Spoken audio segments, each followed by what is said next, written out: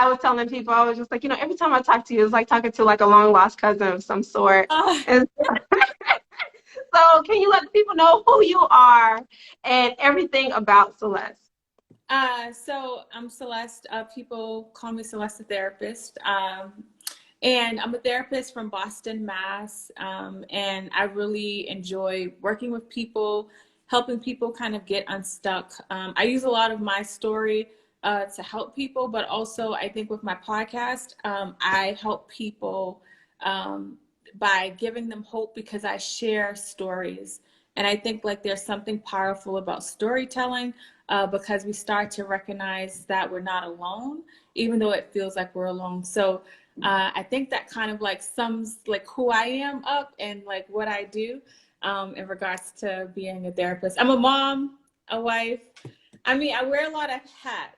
I wear a lot of hats, but it doesn't feel like it. But on the outside looking in, I think it feels like it for a lot of people. Yeah. Well, you do it well, okay? Well, we're gonna dive right in and just be honorable of your time. So let's go on with like the theme, right? The reason why I chose Heal Well is because last year, 2020, just seems like we were all trying to survive. We were all trying to figure out how to navigate the unprecedented, how to navigate the continual recycling of the media showing us like the killings of our Black and Brown brothers and sisters and whatnot. And so now that we have made it through the other side of that, now that we've been able to survive, the goal to transition is to transition into thriving. And so what are some ways that you help your clients to thrive, to bloom where they're currently planted? Yeah, a big part of it is, I think grieving, about the loss of what has happened. And for some people, they weren't as self-aware about the turmoil or the things they were going through when it came to all of the different things that kind of we've seen take place in 2020. And a lot of people think of grieving only as a person when they leave this earth, but you can actually grieve like your life or grieve what you used to have. So, just kind of facing what is, right? Because change happens, and unfortunately, a lot of times we don't transition with the change. And when we're not transitioning with the change, we get stuck, and we tend to get stuck because we're not looking at the current reality of what is. And so, a big part of what I do with people is help them kind of look at what is. And once we accept what is, and then we can ask ourselves, where are we trying to go? Some people may not want to move forward. And I think once we ask ourselves, what is it that we want? How do I want to thrive? Thriving for me and thriving for you is going to look completely different. I can't thrive based off of your life. And I think once we understand, how it is that we want to thrive, we can actually create a plan to get ourselves to that place. Does that make sense? Yes, it does. You don't over here like cheesing, like, yes, ma'am, you better go. But I love the fact that you make thriving so personal, right? Especially when we are in these spaces where we're comparing ourselves to other people, or we have like these relationship goals, or maybe even therapy goals. And so understanding that like even when we're talking about thriving, wellness may look different for you based upon your lifestyle, your family of origin, where you come from, and all of that stuff. So I love it. Yes.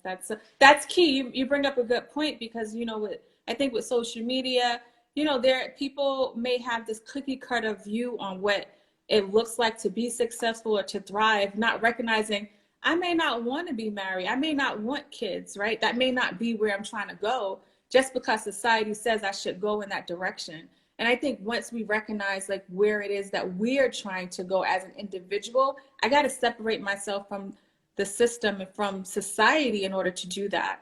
And so that part is so key. Absolutely. And even when you are talking about that, all I can really think about is like the power of choice, right? And so we understand with choice theory, we are making decisions every second, every minute, every hour, every day. And so understanding like the power of choice and making peace or even accepting the outcomes that come with that choice. And the reason why I like to use outcome because, sometimes we're like, okay, the pros and the cons or whatever, but separating yourself from that emotion, but also learning to work through the emotions that that come with the choice that you made. So I Yeah. love that. Yeah, and sometimes the choices that we make to thrive may feel hard. You know, healing doesn't always feel good. Thriving, the process of thriving doesn't feel good. And so, you know, anytime I talk, I really am mindful of the way I talk about this process because I think sometimes, you know, as professionals, we can make it look like this like nice, pretty little picture when thriving hurts, like healing hurts, especially when you're the first person to break like these generational like traumatic things that have happened. That's hard to do. And I think that when people recognize like the process and the process doesn't always look good, it's not a linear process. um, when people understand that process, they'll more likely stay with the course as opposed to stopping and going backwards. I think we go backwards because nobody told us like how hard thriving can be. Right. Or not only go backwards, but maybe stay stuck or stay stagnant because we're, like you mentioned, like we're generational curse breakers. We're literally setting the tone for the family. And we're also probably even fighting through all of the different things that our family is telling us. It's so funny. I created this post the other day because it's just like, yeah, they commend you when you reach these milestones, but then sometimes those milestones will make your family or your friends rethink what they're doing, and then it comes into like this place of resentment or maybe even jealousy and whatnot. So I love the fact that you showcase the other side Right. of healing because it can become uncomfortable and it can also create these uncomfortable conversations. Absolutely. Oh my gosh, absolutely. It's so true. And I love the the family and the friends part. That's the hard part. As we're growing, I want my family and friends to grow with me. And I think the hard part was recognizing that everybody like grows differently, everybody thrives differently. And that's a grieving process, right? Of the fact that like I can't take people with me on this journey that I'm on. And if I stay and wait for them, I'm not going to go anywhere. And so the Mhm. more we understand that, I think the more that we'll work on grieving and pressing forward. But we got to understand where we're going in order to do that. Yes, yes, yes. And then that's also the power of the planning, right? In order for us to heal well, it's not something that just happens overnight. We have to be courageous enough to start developing a plan of action to take place. And so Yeah. how do you help clients develop that plan for the future, whether it's like maybe even 5 weeks or 6 months or to a year? So, I think I let them know that everybody's process looks differently, like I just said, and also that it doesn't feel good, but also there's no timetable. Me and you and I, we talked about this on the podcast. Like we both went to school. We knew like we were going to graduate. There was like a plan and we knew like May 2020 or whatever it was, like we was going to get this degree. When it comes to the healing process, I can't give my clients a timetable. But what I do give them is hope by telling them that they're fighting their own. You're literally your enemy with thriving is really yourself and the way that you're thinking about your life and the way you have thought about your life. And so I say, if you keep going, right, you will start to fall in line with the actions that you're creating for your life. Because a lot of times we're in this system, and some people describe it as a battle. It feels like I'm fighting a battle, and like you are. You've allowed your negative thoughts to roam rent free. You've allowed all this stuff to go unchecked, and now all of a sudden you're gonna be like, Celeste, you trying to get your life together? Yeah, I'm trying to get my life together. You know what I'm saying? And so your body be like, yo, what are we doing, Celeste? This is not how we live. We live in survival mode. We don't live in living mode. And so that really happens. And I try to like make it that way and give people analogies so they can understand like it's a real battle, but it's not outside of you, it's inside of you. And I think when I get people to understand how much power that they have inside of them, it allows them to press forward because they're not only looking at the obstacles outside, they're looking at what's happening inside. Yes, yes, yes. And it goes back to like strength-based therapeutic approaches, like leveraging what you're good at, what you find to be good at, what people have told you that you've been great at, and learning to like develop this whole toolkit for certain circumstances and situations that will come up over time. And so I really appreciate that, what you were talking about. Mhm. Yeah, because that battle within is something serious. It's so serious. And that toolkit, I look at it as medicine. You know, we'll pop a Tylenol when our headache is there. You know, we'll eat when we're hungry. And so when I think about like like living and thriving life, you know, I think we have to look at it in the same manner. Like, what am I feeding my spirit? Right. And a lot of times we haven't really fed our spirit, not because we don't want to, but we weren't taught how to do it. And so when we're trying to like start this process, it's so important to have that toolkit that Sierra's talking about, where you can, and it doesn't have, it's not about money, right? It's really about like, what can I do when X, Y, and Z emotion comes up, right? Because a lot of the things that we're not doing and doing is based off of emotions, but we're not tapped into the emotions. And so if I can have a different thing, because I can't get rid of something without replacing it with something else, so I'm going to keep finding myself going backwards. But having that toolkit is going to be crucial to you, like living life. Yes, yes, there were a number of things that you, I was like, dang, I want to just hit everything at once. But even like you mentioned, when you are removing something, you have this empty hole. And so we have to make sure that we are rushing in to replace it with something that's healthier or positive, right? Rather than leaning towards like avoidance or maybe denial or that maladaptive coping mechanism, maybe disassociation, whatever the case may be, rushing in with something that's going to help you have longevity in the thrive. So that's like super important. Yeah. Yeah. And longevity is going to happen when you really commit to what you're trying to do. Like, write it out and make it plain, baby. Oh, yes, definitely write it out. And journaling is thebomb.com. That's like something that I utilize all the time. I know as of lately, I've been putting out a lot of like journal prompts and everything like that. But what are some other toolkit or even resources or therapeutic approaches that you tend to utilize for clients? So journaling is great, right? I also talk to people about tapping into their senses to try to get into the moment. When we're in the moment, we're not in the future, we're not dwelling on the past. And I understand the moment can feel hard when you sometimes got to feel pain. But feeling pain, like, you know, you're alive, you're human, right? We're going to feel. And I also talk to people about like really reframing their relationship that they have with some of those negative emotions, especially like, for instance, anxiety, you know, we look at it in a negative way and we're like, I hate anxiety, let me get a drink, let me smoke some weed, let me do this. And I get it, but also you can't escape you can't escape what's happening inside of you, right? And Mhm. so go ahead. So what did you want to say? No, go ahead. Oh Go no, ahead. you can't escape what's happening inside of you. So if you can reframe your relationship with the anxiety and ask yourself, all right, I'm feeling a little like nervous. What is my body trying to tell me? Like, you know, anytime I'm starting something new, anytime I'm doing something different, or I'm facing a challenge, you know, I feel it in my body. And then I say, okay, body, like, what are you telling me? And then I challenge that thought, because sometimes it may be like, Celeste, what you think you're doing? You can't go on Sarah's live. You know what I'm saying? Like, you can't start this podcast. And so I'm like, actually, I can't start this podcast, right? Like, I shut it down real quick, but I can't shut it down real quick if I'm not tapped into what's happening. And so if we're not tapped into what's happening, we're going to run away from our purpose. We're going to run away from our goals. Anytime you're not in alignment with your purpose, you're always going to be uncomfortable.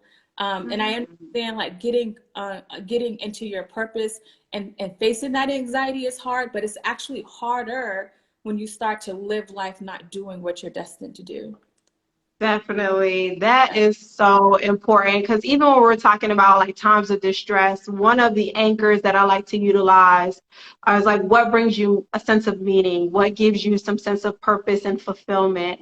Because even if you feel like you're alone in these moments, at least you have something to look forward to. You have that hope that you were talking about. And that is so important that, yes, irregardless of the anxiety or maybe even the depression or maybe even like feelings of abandonment, whatever the case may be, at least you know that on the other side of this is something that I have to look forward to. Yes, and that's my approach when it's hard. It's hard for me to sit with clients and they're struggling, and I know the pain that they feel because I've experienced it. But I keep showing up because I know what's waiting for them on the other side. And I say, you know, sometimes you got to believe in like the hope that I have for you. Believe in that hope that I have for you until yours kick in, because I understand like you may never have had that. And so like that's the approach, because sometimes like it feels like a hopeless journey when you can't see your way out. And then another big thing I do is I help people learn how to celebrate the moments of growth, right? If I know I'm Mhm. trying to get to Z, I'm at A. Z feels really hard to get to. But if I'm not looking at me going from A to B, maybe to Sierra, A to B ain't nothing because Sierra's at Z. But my thing isn't about where Sierra is, it's where I am. And the fact that I am further along than where I was before, I help people understand how they can celebrate that. Because when I'm celebrating the moment, that's what that means when they say like enjoy the journey. If Yeah. you enjoy the journey if you can't celebrate the moments. And I'll never get to Z if I don't get to celebrate the fact that I got to B. And I think that's another process where people tend to find themselves really struggling, is because it feels like they're not getting anywhere. When it's like, no, you are. You're at B. That's a huge deal. Like I make it a big deal to. I'm like, what you mean? Like as soon as they be like, yeah, well, all I did was just like make up my bed, but you didn't make it up yesterday. That's huge. Let's Right. celebrate. That's Yes. It's the small things. It's so funny because in one of my groups on Monday, I was talking about keeping it simple, like using recovery rhetoric and whatnot. And so going back to the basics and learning to live fully present in the moment and creating those positive associations with those feelings, because we get so bogged down by stress that it becomes so second nature to us. Like yeah, we are easier to be able to identify what stress looks like in the body, whether it's like a migraine or nausea or vomiting. But when was the last time you sat there like and said, okay, what does joy feel like in my body? What does peace feel like in my body? What does fulfillment look like in my yeah, body?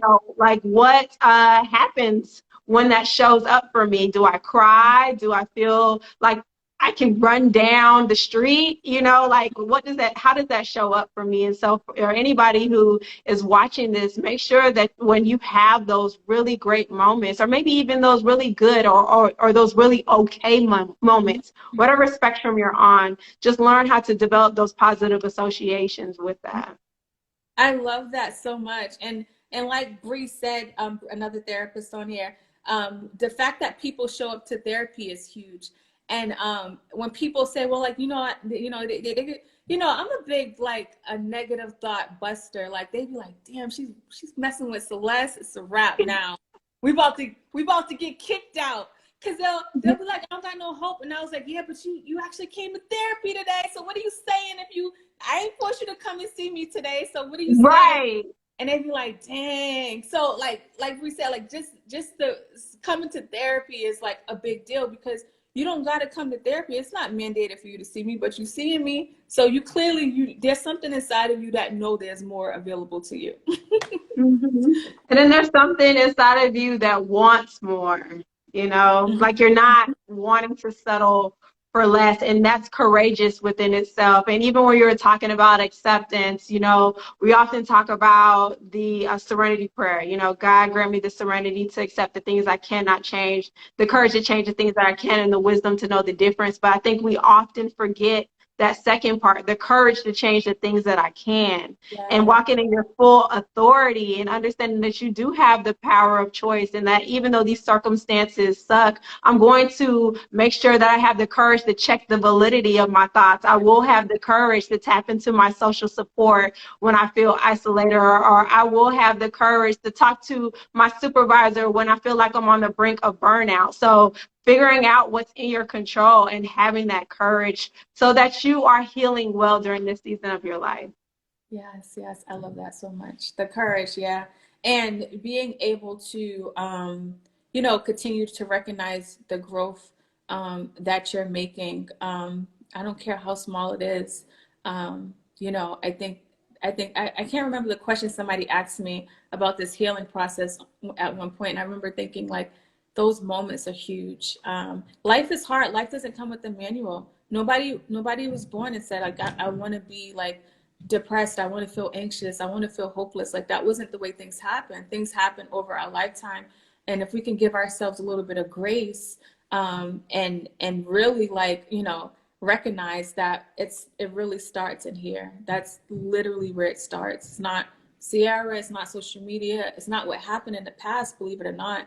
it's really about the way you're framing it, right? One of my favorite lines is like broken crayons still color. And, you know, I know they Mm, don't work with crayons anymore. Everybody's on their phones, but I remember always like the broken crayons, but they still have the same value. You may have to like use it a little bit differently, but the crayon still holds value.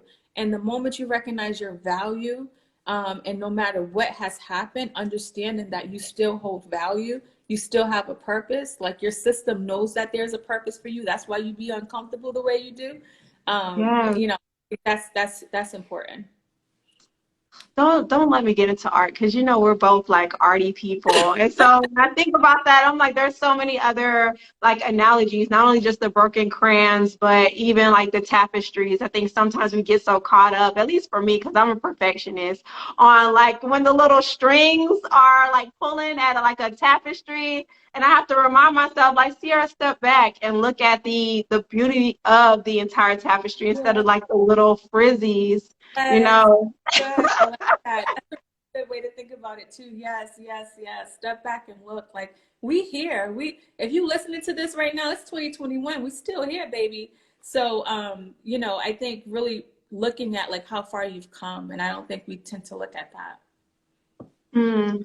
And I want to tap into trauma a little bit Okay. because, you know, this month is PTSD Awareness Month, and sometimes the impact of trauma can keep us from being able to appreciate life or being able to appreciate the joys of the here and now. And so when we're talking about trauma, for those of you who really don't know what the definition is, it's just a distress response to anything that we find to be life-threatening or that can be imminent danger to our overall well-being.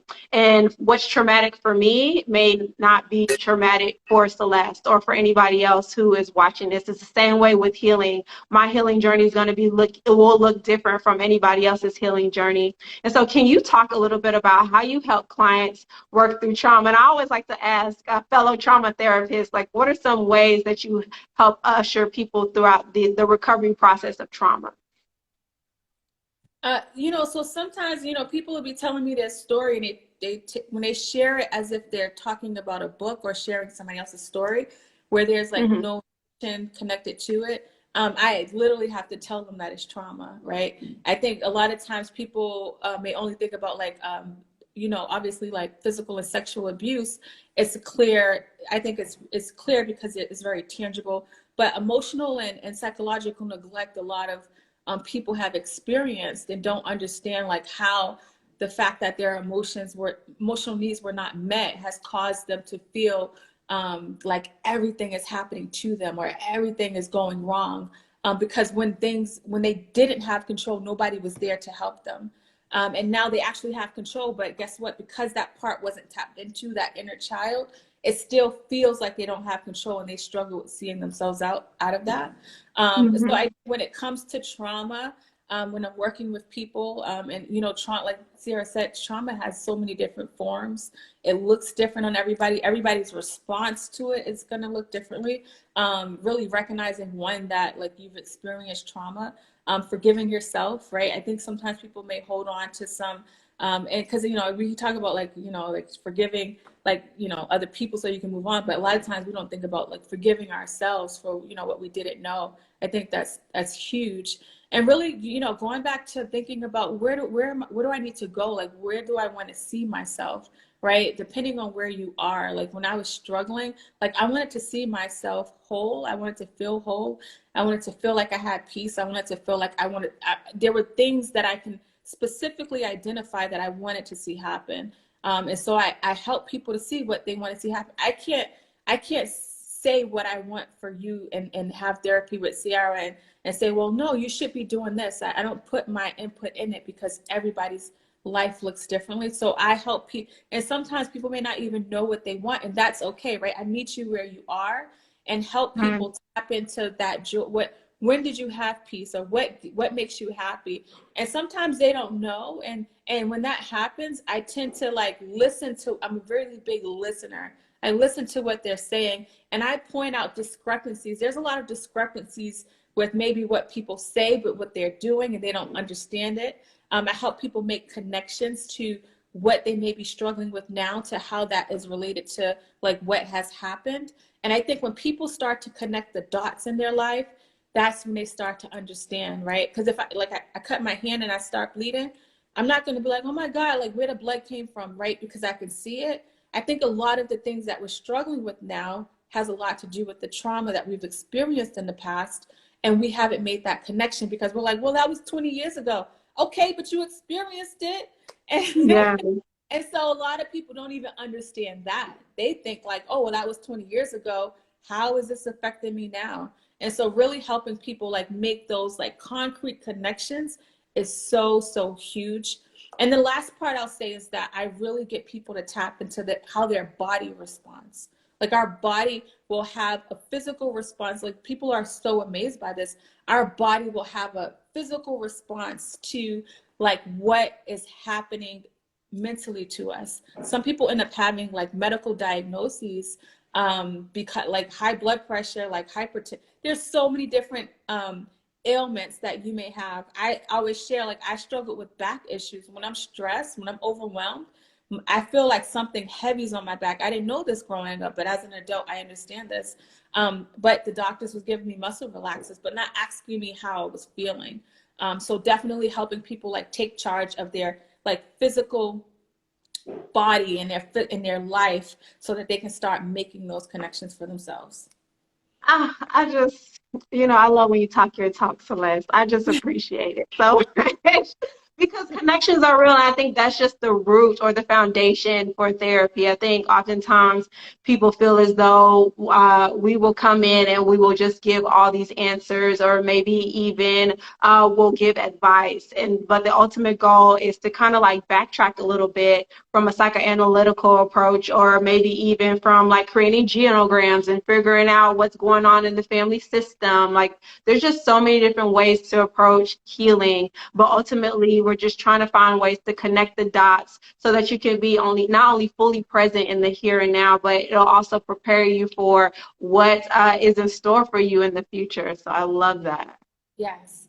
And then the discrepancies, when I say there's discrepancies in what people say, I think a lot of times people may say something like, say something negative about themselves, like I can't, an example, like I can't do X, Y, and Z. But then I remember a time where they did X, Y, and Z by what they said, right? And so a lot of times, I think what's inside, like that pain and that hurt, is where our brain goes. Our brain is going to believe what we tell it to believe, whether logically we know something different. But our brain is going to go with what's happening internally. So if I'm driven by fear and I'm not tapped into that fear, my brain is going to like be afraid of going to new heights and going to new levels. And so I help people understand, well, actually, like if you're saying that out loud, that means that you are actually believing that deep down inside. They may not even understand what they're saying. There's power in words, right? And a lot of times people make these absolute statements, not understanding like that's what they're thinking, but they say, well, no, I don't feel that way, but you said that. And so the more people understand like what is happening inside and what they really think inside, and that's really what's stopping them from moving forward. Like, I think that's the discrepancy that I help people see, that like they may say they want this, but they may logically know they want this, but inside it's not tapping in. Definitely. And I would also like to add, sometimes with dealing with trauma, there's a discrepancy between what we remember versus what actually happened. And it's not our job to be investigators, but we help to like release or open up those different parts of the brain as well. Yes, yes, yes. That's so good. That's so good. And a lot of times what we remember as we internalize it and make it our fault. Reminding people, you were a kid, you didn't have control. And so because I thought it was my fault and I internalized it, I'm, 38 years old, I'm still internalizing things. I'm still making it, I must have did something wrong. I don't see the power, and that's huge, I think, for people to understand. Yes, love it. Now make sure y'all are dropping your questions in the question box so that we can see them, because the chat is moving. People are coming in, waving and stuff like that. So That's really dope. Thank y'all so much for being here. Celeste, can you let the people know any type of projects, anything that people can expect from you? Let them know about the podcast as well. Yeah, so I have a really cool podcast where I got to talk to Sierra on my podcast, where I talk to people that are empowering others, which is what Sierra does really well. Um, and I started it in 2018 because I just wanted to give people hope. Being a Black female and not understanding mental health until I was freaking 20, like to me, it's freaking crazy, right? And so I just feel like, I've done so much growth over the years that I just want to see people experience the same growth that I've experienced. And I recognize like I was standing in my own way. And so, that's one of the reasons why I have the podcast. And that's pretty much it. I have my podcast, I have a guided journal, and I'm on social media. Don't you have a course as well? Yes, so I have a course. I'm not a good promoter. I have a course called Healing the Inner Child, and All About Love. So, one of the main things I love talking about is our inner child and relationships. I recognize like a lot of our pain from our inner child actually affects our relationships. And we say we want relationship goals, but we need to heal our inner child first.